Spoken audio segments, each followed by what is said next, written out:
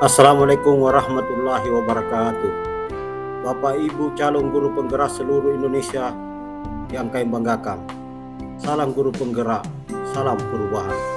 Syukur alhamdulillah Allah Subhanahu wa taala karena atas limpahan berkat dan karunia-Nya sehingga kita masih diberikan kekuatan dan kesempatan untuk mengikuti suatu kegiatan, yakni salah satu kegiatan guru penggerak, yaitu bagaimana melakukan penyampaian konsep monolog pada modul 3.1A9 koneksi antar materi pengambilan keputusan sebagai pemimpin pembelajaran.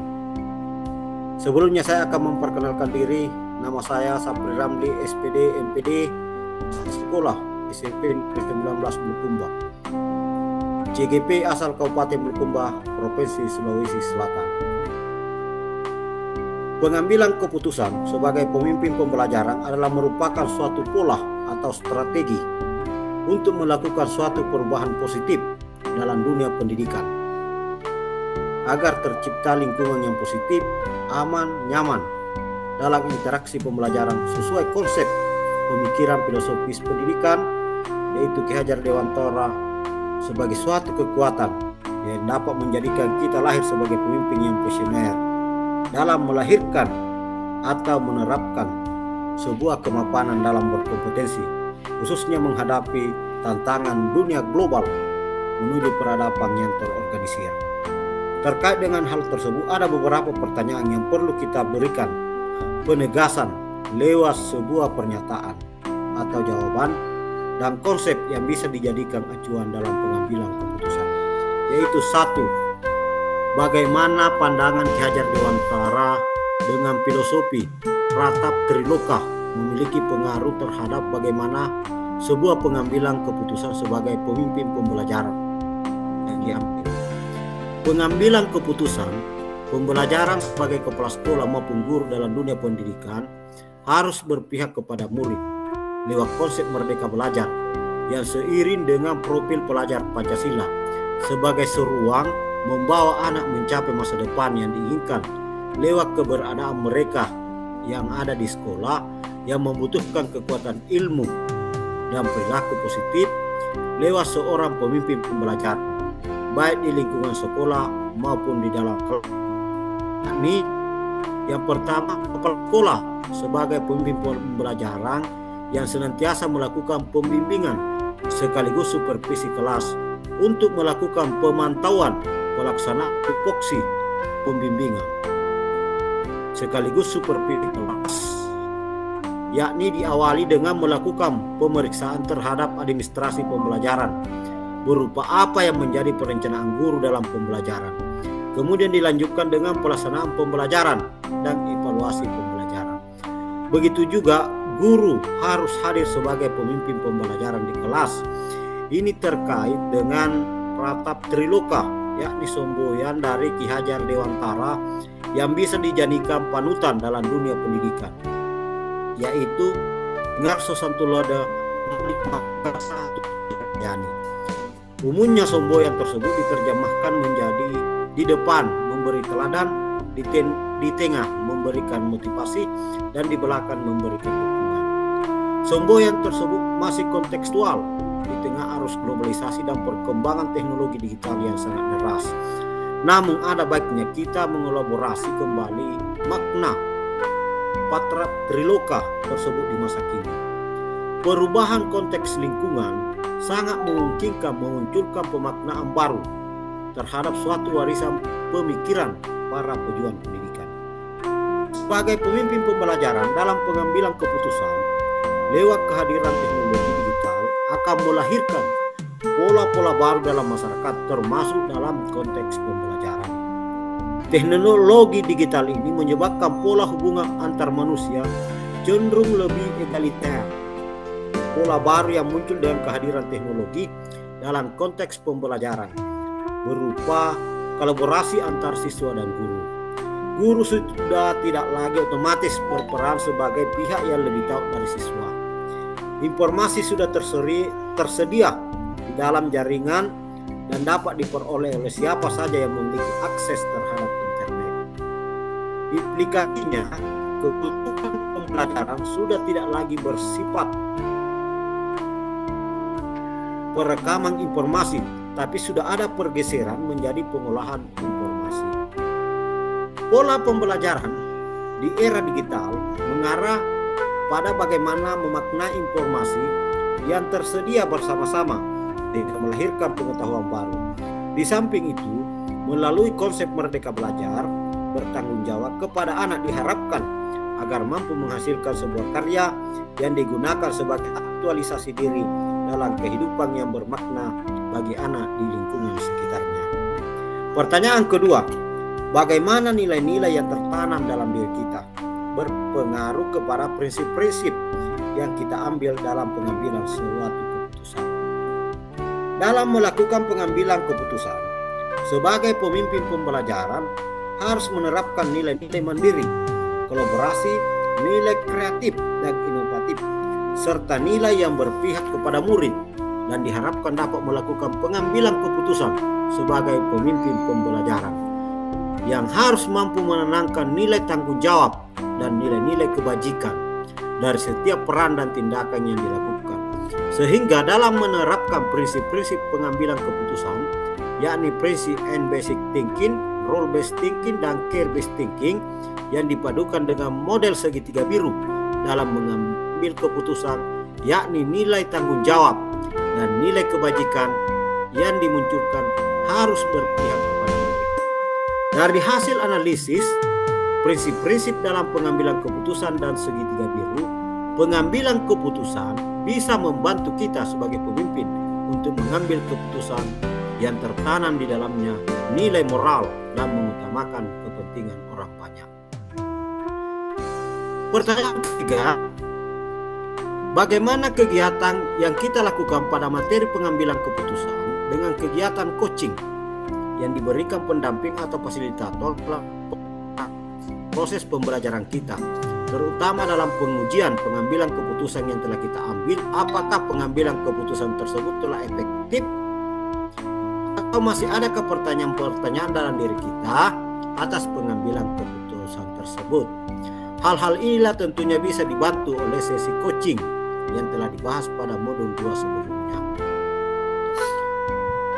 Tentunya, yaitu kegiatan terbimbing yang dilakukan adalah lahirnya model penyelesaian permasalahan baik dalam diri kita sebagai seorang guru maupun peserta didik lewat kegiatan coaching atau bimbingan yang mengarahkan kepada kita agar guru yang berperan sebagai coach mampu membantu coaching dalam menemukan permasalahan yang dihadapi sehingga mampu menyelesaikan masalahnya sendiri lewat kemampuan yang dimiliki. Tentunya lewat kegiatan yang dilakukan secara terbimbing, yakni mulai dari proses pengenalan teori coaching sampai kepada proses praktek maupun proses penerapan coaching dari proses yang berlangsung di sekolah. Begitu pula dalam proses pengujian keputusan yang tepat dan benar harus diperoleh lewat resolusi dan permasalahan yang dihadapi pada setiap kasus, baik berupa dilema etika maupun bujukan moral yang terdapat suatu harapan dan keinginan untuk tumbuh berkembang dalam memperoleh keberhasilan atau kesuksesan. Di samping itu, ukuran efektifnya suatu pengambilan keputusan ketika terdapat suatu keputusan yang dijalankan sudah sesuai dengan prosedur dan mampu dijalankan lewat kolaborasi yang bertanggung jawab. Pertanyaan yang keempat, bagaimana pembahasan studi kasus yang fokus pada masalah moral atau etika kembali pada nilai-nilai yang dianut seorang pendidik? Studi kasus yang fokus pada masalah moral atau etika kembali kepada nilai-nilai yang dianut oleh seorang pendidik, yaitu dalam mengambil suatu keputusan sebagai pemimpin. Setiap kasus yang dihadapi terlebih dahulu harus diselesaikan lewat 4 paradigma dilema etika dalam pengambilan keputusan, yaitu dengan menggunakan 4 paradigma dalam pengambilan keputusan, dalam menguji ketepatan dalam pengambilan keputusan pada setiap yang terjadi dalam dunia pendidikan, yakni paradigma benar lawan benar, yaitu 1. Individu melawan masyarakat, individual vs community. Dalam paradigma ini ada pertentangan antara individu yang berdiri sendiri dan sebuah kelompok yang lebih besar, di mana individu ini menjadi juga bagiannya. Bisa juga konflik antara kepentingan pribadi melawan kepentingan orang lain atau kelompok kecil melawan kelompok besar. 2. Rasa keadilan lawan rasa kasihan, justice vs mercy. Dalam ini ada pilihan antara mengikuti aturan tertulis atau tidak mengikuti aturan sepenuhnya. Pilihan yang ada adalah memilih antara keadilan dan perlakuan yang sama bagi semua orang di satu sisi dan membuat pengecualian karena kemurahan hati dan kasih sayang dan di sisi-sisi yang lain. Kadang memang benar untuk memegang peraturan, tetapi terkadang membuat pengecualian juga merupakan tindakan yang benar. Pilihan untuk menuruti peraturan dapat dibuat berdasarkan rasa hormat terhadap keadilan atau sama rata. Pilihan untuk membengkokkan peraturan dapat dibuat berdasarkan rasa kasihan atau kebaikan. Ketiga, kebenaran lawan kesetiaan, truth and loyalty. Kejujuran dan kesetiaan seringkali menjadi nilai-nilai yang bertentangan dalam situasi dilema etika. Kadang kita perlu membuat pilihan antara berlaku jujur dan berlaku setia atau bertanggung jawab kepada orang lain. Apakah kita akan jujur menyampaikan informasi berdasarkan fakta, atau kita menjunjung nilai kesetiaan pada profesi atau kelompok tertentu atau komitmen yang telah dibuat sebelumnya. Kemudian yang keempat itu paradigma jangka pendek melawan jangka panjang, short term vs long term. Paradigma ini paling sering terjadi dan mudah diamati. Karena perlu kita memilih antara yang kelihatan terbaik untuk saat ini dan yang terbaik untuk masa yang akan datang. Paradigma ini bisa terjadi level personal dan permasalahan sehari-hari atau pada luas, misalnya pada isu-isu dunia secara global. Dari 4 pendekatan paradigma etika, diharapkan pada saat pengambilan keputusan itu harus tertanam nilai-nilai moral dan bertanggung jawab sehingga keputusan sesuai dengan komitmen hati dan tidak merugikan orang lain. Pertanyaan kelima, bagaimana pengambilan keputusan yang tepat? Tentunya berdampak pada terciptanya lingkungan yang positif, kondusif, aman dan nyaman. Dalam memperoleh keputusan yang tepat yang berdampak pada terciptanya lingkungan yang positif, terlebih dahulu didahulukan pemetaan kasus atau permasalahan pada lingkungan sekitar atau berdasarkan pada situasi yang terjadi. Kemudian dilanjutkan dengan 3 prinsip pengambilan keputusan. Pada saat pengambilan keputusan, kadang diperhadapkan pada situasi prinsip pemikiran berbasis akhir sebagai suatu percepatan dalam pengambilan keputusan. Tentunya sebagai guru diharapkan agar perlu analisa yang tajam dalam membuat keputusan tersebut. Pemikiran berbasis aturan sebagai kesepakatan bersama yang telah ditetapkan dalam melaksanakan suatu kegiatan atau program berdasarkan rambu-rambu garis besar haluan organisasi atau lembaga lewat tata kelola yang harus sesuai dengan jalur. Di samping itu, pemikiran yang didasarkan pada rasa peduli, yaitu akan muncul rasa kasihan sebagai implementasi dari keputusan yang akan membuat suasana atau situasi seorang pada hal-hal yang positif, kondusif, aman dan nyaman dalam interaksi orang.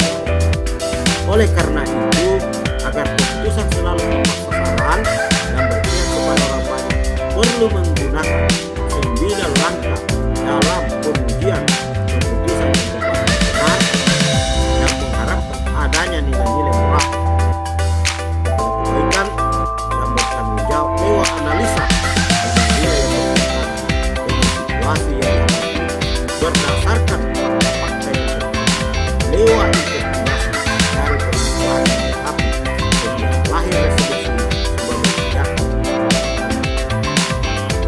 Pertanyaan yang keenam, selanjutnya, apakah kesulitan-kesulitan di lingkungan Anda yang sulit dilaksanakan untuk menjalankan pengambilan keputusan terhadap kasus dilema etika. Apakah ini kembali ke masalah perubahan paradigma di lingkungan Anda sebelumnya? Apakah kesulitan-kesulitan lingkungan Anda yang sudah dilaksanakan untuk menjalankan pengambilan keputusan terhadap kasus-kasus dilema etika ini? Apakah ini kembali ke masalah perubahan paradigma di lingkungan Anda? Tentunya kesulitan-kesulitan yang dihadapi pada saat pengambilan keputusan terkait dengan dilema etika, yaitu yang pertama ketika kita diperhadapkan pada suatu kasus atau masalah yang menurut kita semuanya berada pada situasi yang benar. Pada saat kita sebagai seorang pemimpin bersama bawahan, kadang kalanya kita dihadapkan situasi dilema terhadap apa yang kita putuskan yang harus seirama, yang sama-sama tidak merugikan kedua belah pihak. Dalam mengambil suatu tindakan terhadap keputusan yang ditetapkan, kadang kalanya pada tahap implementasi bertentangan pada hal-hal yang sudah diputuskan. Kemudian bagian ketiga, menganalisa secara runtut dari setiap fakta-fakta yang terjadi ketika terjadi dilema etika dalam menentukan suatu keputusan. Yang keempat, penerapan regulasi yang dibenturkan dengan lewat komitmen moral yang diperlukan lewat tindak lanjut dalam bentuk pembinaan yang berkelanjutan. Kemudian yang kelima, paradigma berpikir untuk penerapan sikap konsisten dari apa yang menjadi keputusan yang biasanya muncul dan kurang berpihak kepada orang banyak. Pertanyaan ketujuh, dan pada akhirnya apakah pengaruh pengambilan keputusan yang kita ambil dengan pengajaran yang memerdekakan murid-murid kita? Yaitu pengaruh pengambilan keputusan dengan pengajaran memerdekakan kita, yaitu satu, penerapan konsep merdeka belajar yang terpusat pada siswa tapi perlu bimbingan, semangat dan kemauan yang tinggi untuk maju dalam perkembangan ilmu pengetahuan secara mandiri, terstruktur, terarah, berdasarkan karakter dan perilaku yang bertanggung jawab. Yang kedua, merdeka dalam arti bebas tapi bertanggung jawab. Ketika guru mengambil keputusan belajar, harus menerapkan pembelajaran berdiferensiasi, terintegrasi dengan pembelajaran sosial emosional. Guru harus membuat suatu rencana pembelajaran berdasarkan kebutuhan murid lewat pemetaan kesiapan belajar, minat dan kelompok pelajar murid, sehingga seluruh peserta didik terwadahi lewat potensi dan minatnya, sehingga mereka mampu melakukan pembelajaran yang menghasilkan karakter. Kemudian yang ketiga, dalam pengambilan keputusan sebagai pemimpin pembelajaran di kelas harus berdasarkan situasi peserta didik yang mampu dikembangkan dalam diri peserta, yang bisa diberikan bantuan coaching yang dilaksanakan untuk melejitkan kemampuannya hingga mampu menyelesaikan permasalahan yang dihadapi berdasarkan potensi. Selanjutnya pertanyaan yang ke-8, bagaimana seorang pemimpin pembelajaran dapat mempengaruhi kehidupan atau masa depan murid-muridnya? Yaitu menentukan keputusan dengan menerapkan konsep merdeka belajar yang bertanggung jawab dalam lingkungan, baik pada kegiatan peningkatan pengetahuan, keterampilan, dan penanaman budi pekerti lewat sikap dan perilaku yang positif. Yang kedua, melakukan pemenuhan kebutuhan belajar berdasarkan penerapan belajar berdiferensiasi, terintegrasi sosial emosional berdasarkan lingkungan belajar maupun di lingkungan sekitarnya. Membuat komitmen dan kesepakatan bersama dalam pembelajaran yang dilaksanakan dalam kelas maupun kegiatan pembiasaan dalam kegiatan positif di sekolah. Berikan contoh atau teladan pada seluruh komponen yang ada di sekolah, yakni perilaku dan perbuatan, seiring dengan apa yang akan disampaikan lewat budaya positif yang terintegrasi dalam penerapan pendidikan berkarakter. 5. Melakukan keputusan yang berpihak kepada murid dan guru agar tercipta lingkungan yang kondusif, terarah, dan terprogram lewat lingkungan dari seluruh pengambilan keputusan dalam peningkatan kualitas belajar peserta didik. Pertanyaan yang ke-9, apa kesimpulan akhir yang Anda dapat tarik dari pembelajaran modul materi ini dan keterkaitannya dengan modul-modul lain? Yaitu keberhasilan suatu sistem yang diterapkan jika pengambilan keputusan dalam pembelajaran harus berdasarkan pada kebutuhan murid, sehingga setiap kegiatan proses pembelajaran berjalan sesuai perencanaan yang menghasilkan peserta didik yang berakhlak mulia, paham terhadap pencapaian masa depan yang gemilang. Pemimpin pembelajaran yang akan membuat kebijakan penguatan sistem yang sudah ada. Ada 4 paradigma pengambilan keputusan, 3 prinsip pengambilan keputusan, serta 9 langkah pengujian dan pengambilan keputusan yang tepat dan benar, serta sesuai fakta-fakta yang ada, baik pada situasi dilema etika maupun dalam situasi kebujukan moral. Sehingga pemahaman filosofis pendidikan Ki Hajar Dewantara tentang merdeka belajar mampu dilaksanakan secara bertanggung jawab, sesuai dengan merdeka dalam arti bebas tapi bertanggung jawab. Ketika guru mengambil keputusan untuk merdeka belajar yang mengharuskan penerapan pembelajaran berdiferensiasi, terintegrasi dengan pembelajaran sosial emosional sesuai kebutuhan murid lewat suatu rancangan pembelajaran sosial emosional berdasarkan kebutuhan murid, pemetaan kesiapan belajar, minat dan sehingga peserta didik terpadahi lewat potensi dan minatnya yang mampu melakukan pembelajaran yang menghasilkan karya bermanfaat, sehingga peserta didik lahir dan tumbuh sebagai pejuang pendidikan yang siap melakukan perubahan lewat keputusan yang berpihak pada dirinya, lewat kepemimpinan dan manajemen yang terarah sesuai dengan kemampuannya dalam menghadapi tantangan budaya global lewat digitalisasi, penguatan keilmuan dan keterampilan yang beradaptasi lewat persaingan kesuksesan menuju kemajuan teknologi yang beradab dan beredukasi pada suasana global dan terdepan. Saya kira demikian penyampaian koneksi antar materi, khususnya pengambilan keputusan sebagai pemimpin pembelajaran. Sekian dan saya akhiri.